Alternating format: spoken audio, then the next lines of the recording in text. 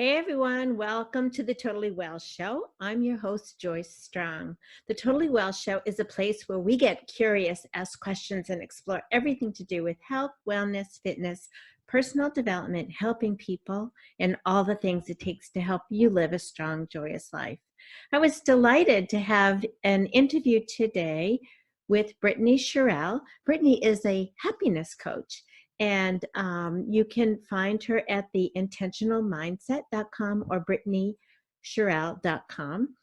She's also a special education teacher. And she talks about some of the things that happened in her life that launched her into seeking happiness and really mastering the coaching technique and methods for helping people to elevate their lives and to have greater happiness in their lives. So I would love to share this episode with you and have you reach out to Brittany. She's also available on LinkedIn, social media, Brittany Sherell, and check the show notes for any links and reach out to us. We'd love to hear from you and see how we can help you be more happy and create a strong, joyous life.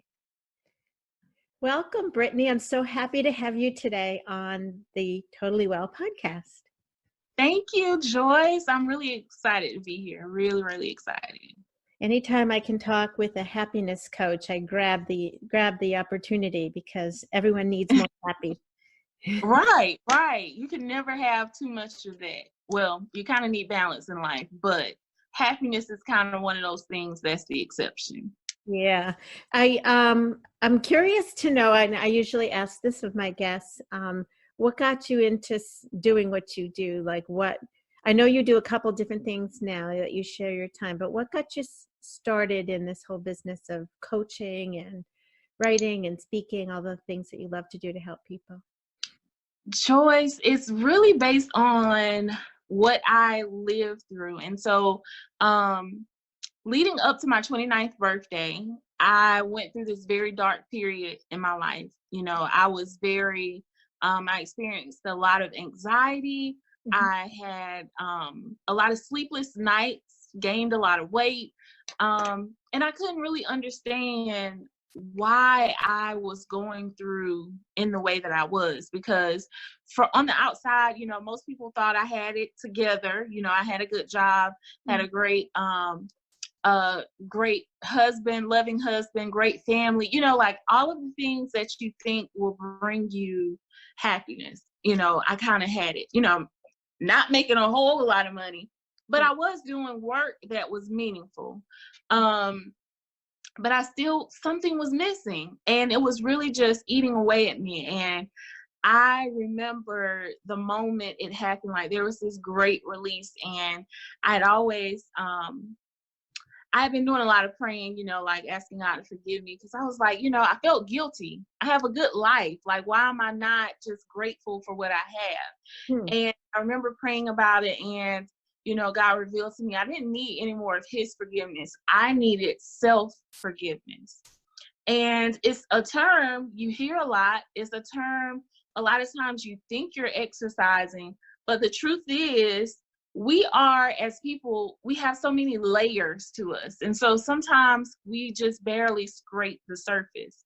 And so what was happening was I was really going through this dark period because it was leading up to my 30th birthday. Although, I was just now about to go into my 29th birthday. Your 30th birthday is a milestone birthday.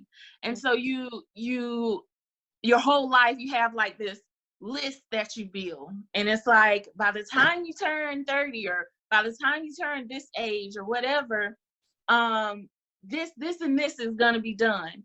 And I realized I had this laundry list that just, even if I started in that moment, it was not going to ever get done by the time I turned 30. And what I did in that moment was decided to forgive myself fully for those things. And I didn't even realize it was something I was carrying. Honestly, it wasn't like something at the forefront of my mind. It took me getting close to the age for it to actually start manifesting in a way that the symptoms, I just couldn't ignore it anymore. And so I forgave myself, and I decided in that moment that I would be very intentional with every single moment, every single decision, every single person I allowed in my space. You know, I was going to be very intentional with my time, money, energy, and resources to make sure that everything I did brought meaning into my life and moved me closer to the goals I had in life. And what I found was some of those goals I had, I didn't even really want them. Yeah. Some of them I didn't want them anymore. You know, it was just a really good time for me to reflect and get to know who I was again, and accept who that person was, and accept full responsibility for being a good steward over whatever time I do have left on earth. And so I got into coaching because I became the person I needed during that time. You know, I couldn't really talk to family because, again, you know, people see the outside stuff, you know, and they don't get it. Mm-hmm. What more could you want? You know, you kind of need, why are you not happy? You know, and I realized, you know, my friends didn't really understand, and I felt really alone. It felt very much like a very lonely process. And so you know, once I found a way, I became committed to helping other women in that same space find their way, because, you know, you hear about midlife crisis, but it really happens for different people at different times, you know, and that was another reason I felt alone, was because people always talk about the midlife crisis, but what happens when it happens earlier or later in life? You know, it doesn't discriminate on age, you know, and I think that's a very common misconception. Yeah, I think there are different developmental stages, and I know now I'm 66 years old, and I feel like I just went through another bump, you know, where I had to level up and figure out what this transition for me is going to be like, because I'm going into retirement years, not retirement by my work, but by the years. And what do my next 10 years look like? And will I still live in this house, or will I downsize, and all those things? So it's exactly what you say. It's another developmental stage, and it starts at any age. I mean, you go from teens, right? And then into your 20s, same thing. Yeah. And it can really, really affect the way you show up and perform in life, if you're not aware of it, you know? And so that's what I really, you know, a lot of times people just know that something is missing. So a lot of times they know that they're just not happy. And what it is, you know, sometimes we try to buy stuff to make us feel better, or we try to just go somewhere to make us feel better, but those are just temporary fixes. And so a lot of times we are addressing the symptoms, but we're not really addressing the root of the cause. And so that is the work that I do, is helping people remove the Band-Aid and actually fully heal the wound, so that they can, you know, fully experience life, because there's a free life on the other side of self-forgiveness and, you know, exploring what fulfills you. That's amazing. I think often a bigger problem for somebody who's such a high performer and has such huge goals, that you can, as you said, look like you're doing just fine to outside people. Like, what are you worried about? And they can't see your vision, and you knew it was there. So. Yeah, definitely. And I think I'm glad you said high performing, because that is something that really makes it a little more difficult for people, because most high performers, they feel a sense of guilt when they explore things to help self. You know, they are you know, as high achievers, we are so committed to finding an answer. We're so committed to fixing a problem, and sometimes it really takes us just taking a step back and allowing someone else to come in and help us, you know, help guide you through the process. So the thing is, you're still in control, you know, you have to do the work. But when you are able to seek support, because I always say even Superwoman needs support. You know, when you get to that space where you accept support, that person is just guiding the process, but you're still in control because you have to do the work. And a lot of times, you know, as high achievers, it's easy to kind of overlook things, you know, and push past it and, you know, grind and hustle beyond it and try to push the thoughts out of your mind. But it will eventually show up in how you show up in the world. And so it's very important to do the work, because you're cheating yourself out of so much freedom, you know, and so much fulfillment just by trying to do it all on your own. Yeah, that's so nice to hear. I think what you're defining is coaching, the difference between coaching and education. Coaching isn't me doing it for you or you doing it for me. Like you say, you're more of a guide and maybe a question asker, like you're perceptive and a good listener and helping Right. people. Yeah, helping people figure it out for themselves. We're not broken. It's just it's really hard to reflect as deeply on your own as when you have another Right. person. Yeah. And we live in a DIY culture. Like, you do it yourself, everything. Yeah. Yeah. Pinterest, go to YouTube and do it yourself. And there are certain components of your life that you just really need to move beyond that in. You know, you really cannot DIY everything. I mean, to a certain degree you can, but when you're talking about heart work that deals with your heart and who you are as a person, never confine yourself to just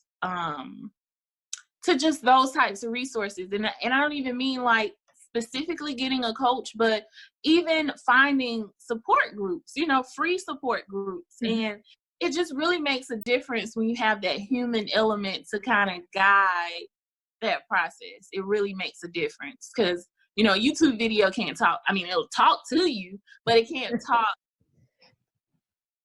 talk back to you. You know, those questions you have, those moments you get stuck, you can't just talk to YouTube and then they give you an individualized answer based on what is happening in your life. You know, you can listen to inspirational podcasts and you can get enough to get you from one point to the next point. But if you truly want to heal, what's the next step? You know, I think all of those things play an important role in the healing process. You know, self-help books, great, you know, motivational YouTube videos and podcasts and stuff. You know, I have my own podcast. So I truly believe that those things have their place, but also exploring options that bring in that human element as well is super important. It's something very powerful about the words coming out of your own mouth and formed in, you know, your ideas formed in your own words, to be able to really own them. And I can even recall,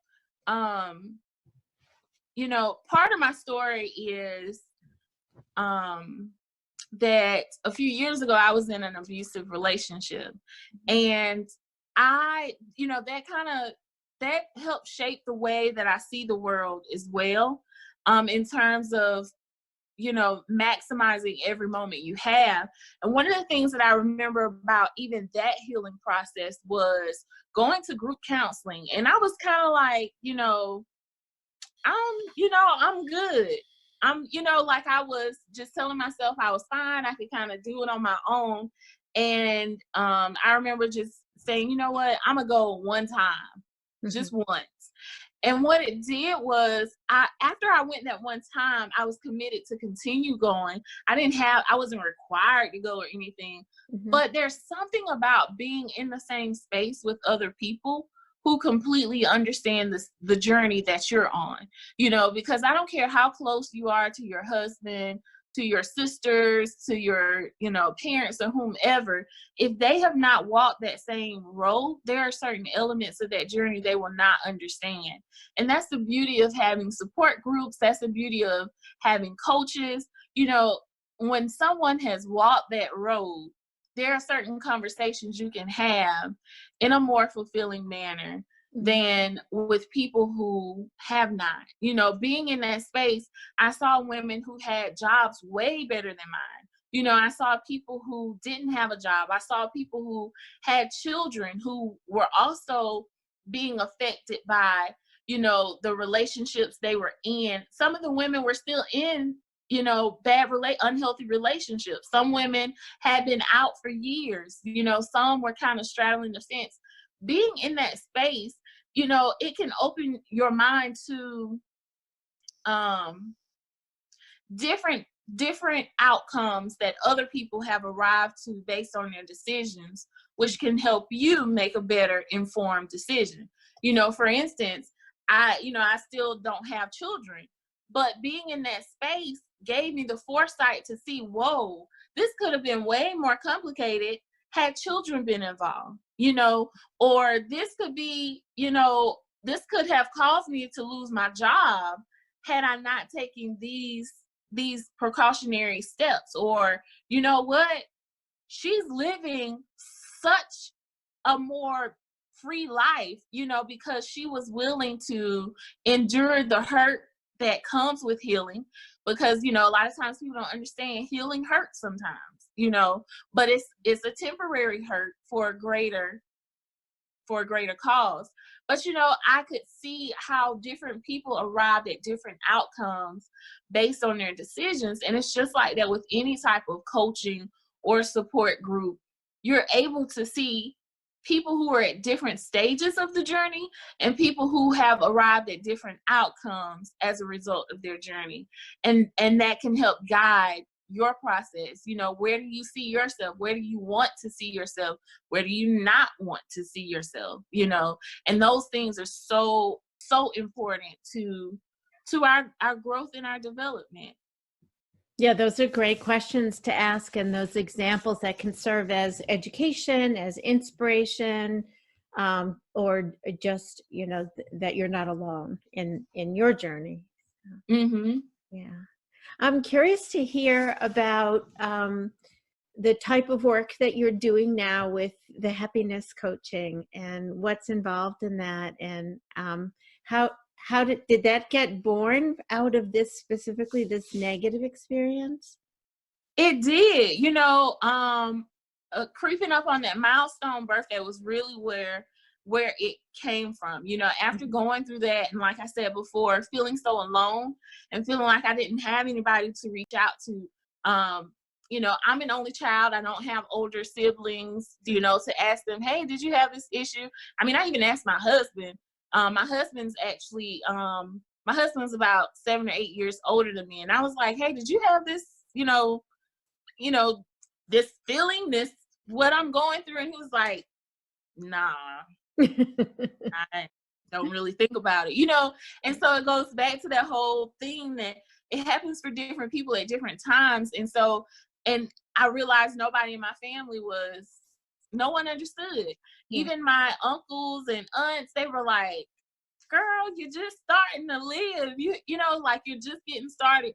And I understood that, but I also knew how very real the feelings were that I were experiencing. I knew what I was going through every night, staring at the ceiling, not being able to get sleep. I knew I was having a very, very real experience. And so out of my desire to make sure as many women as possible didn't have to feel alone in this specific journey, that is where my business was birthed, the intentional mindset. And that's why it's called that, because I got intentional about everything that I was doing. Because I do believe our biggest power lies within making deliberate decisions on a daily basis. It's in the details. It's in the small things, and doing those small things repetitiously over and over again so that it compounds the effect. So when people come to see you, when you work with them, do you work with them individually or in groups or? Individually. I have a 6-week one-on-one coaching program. And in that coaching program, we get crystal clear on where you are and where you want to be. And, doing the work, we get clear on the things that may be holding you back, beyond limiting beliefs, but also what are some habits that are holding you back? What are the triggers for those habits? Because we are nothing but the sum of our habits and instincts. That's it. And contrary to what most people believe, 95% of what we think, feel, do is based on habit, not instinct. And so instinct is a baby crying, coming out the womb crying when they're hungry. Mm-hmm. But, if you're 20 and you're still crying when you're hungry, that's a habit. That is not instinctual, And so we go through life and we have all these layers of ideals and beliefs that are layered onto us. And basically you have to unmask those things. You have to unmask and find out who you are. Who are you? And learn to accept who that person is and learn how to set boundaries to protect who that person is and what that person wants. And so that's what we do in my 6-week coaching program. But also because of my background in teaching and understanding the workload that comes with that, I also I consult for, school districts to help them keep their teachers, because teachers have such a huge workload. And it's kind of along the same lines of wanting to do fulfilling work, meaningful work, and knowing how to channel your energy to create the maximum experience in doing that. Because the thing is, teacher turnover rates are through the roof. And it's really because there's such a big focus on professional development that focuses on strategies for helping the students. But here's the thing. As teachers, we went to college for that. We learned how to teach. We learned strategies to reach students in college. What we did not learn, what we were not prepared for, is the workload, the social emotional side of teaching. We were not prepared for that. We were not taught about that in college. When you have students come into your class who may not have eaten the night before, or some of them, their parents got in a big fight and they ended up having to sleep on somebody's floor, or, they are wearing the same clothes they had on yesterday and the kids are picking on, we were not trained to handle that. And that's a lot to deal with day in and day out. So you have so many teachers who went into the field because they found the teaching side of things fulfilling. And because the workload is overshadowing, the burnout is so bad, they move away from what really fulfills them. They go to a different career altogether, a whole different industry. They leave the industry completely. And so if there is more attention put on developing the person behind the profession, then we'll be able to move forward and, create bigger impact and better student learning experiences, because the teachers will be pouring into their children from a whole place, instead of an empty cup. Yeah, that's so important to hear. I've had coached a lot of teachers and other professions like that where they're just burnt out. There's, they haven't learned to protect themselves in ways and re-nourish themselves. Mm-hmm. Yeah. And that is so important. Those are the things, I can't even tell you the last professional development session I went to that actually focused on pouring back into the teacher. Everything is student, student, student. But hey, wait a minute, what are we doing for the people who are doing the pouring, the people who are, doing the heart work? Because if we equip them for, the hard work, we equip them socially and emotionally for that, then they can operate fully on the heart work of it, And so I really I don't know where the disconnect is really happening in school systems, but there's a huge disconnect there. There's a huge gap that needs to be filled, because the students lose in the end. You have people learning all these strategies, these teaching strategies to reach students, but they're learning the strategies and leaving, because the strategies don't teach them anything about self-care or how to sustain, because honestly, teaching is a combination of probably 17 different hats. Sometimes you have to be an impromptu nurse. Sometimes you have to be a counselor. Sometimes you have to be a semi-social worker. Sometimes you got to be mama and step in. I mean, you wear so many different hats. And it's like, whoa, college did not prepare me for this at all. Yeah. And then so often teachers are very young people too, in their 20s. They haven't lived enough life yet to have their own perspective. Mm-hmm. That's true. And then, culturally things are changing too, because the parents who are in the school systems now are a lot younger. Mm-hmm. They are a lot more, overall, they can be a lot more challenging because, like you said, because they're younger, they're still developing a worldview. They're still developing their own understanding of life and their role in it. And so that even creates more of a strain on teachers as well, is navigating those tough conversations and situations with parents as well. It was a time where students were held more accountable for their actions, but as we all know, any and everybody can file lawsuits now. And so students have so many rights, and it's like, well, what about the teachers? Mm-hmm. Mm-hmm. What about them? And so that is why I'm so passionate about that, because in the end, students lose out. They lose teachers who are genuinely going to grow and develop them into magnificent citizens. They lose those people because they burn out. Mm-hmm. Brittany, we have just a couple minutes left. I told you it was going to go fast. Is there anything that we didn't talk about yet that you'd like to share with our viewers about the intentional mindset, about your happiness coaching? Yeah, so I would say, a lot of people are they find themselves wanting or needing something in their life to kind of push them to that next level, to kind of keep them motivated to do what it is, do the work they know they need to do. And so I would suggest that if you're a high achieving woman who is busy but committed to living out her dreams, to find my podcast, the Brittany Sherell Podcast, and it's a snack size podcast for high achieving women. And every Tuesday I drop a new episode, and every single episode is 10 minutes or less, so you can get motivation on the go. You don't have to sacrifice, a massive amount of time to get quality value added to your life. And so again, that's the Brittany Sherell Podcast. I would love for you to come over and subscribe. And people can get that anywhere, Apple Podcasts, or where they get their podcasts. Yes, anywhere podcasts are, I'm there. Brittany Sherell Podcast, and then BrittanySherell.com. Yes, and if you're interested in coaching or speaking increase, any of that, BrittanySherell.com. You can find out more about me, my book, all of that.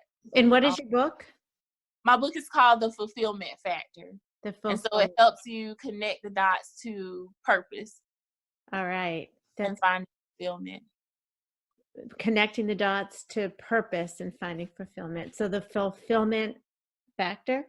Mm-hmm. Okay. All right. Very good. Well, I really enjoyed our meeting previous to today and having another opportunity to get to know you. And I learned a little bit more about the integration with the teaching. So that was really cool. And I'll make sure we go to check out the podcast and give you a thumbs up, a 5-star review. That always helps. I love it. People to listen.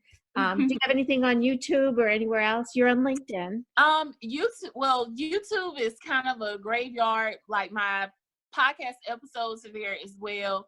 But I'm going to try to do better with YouTube. But I'm primarily on Facebook, Instagram, and LinkedIn. Okay, all as your name, Brittany Sherell?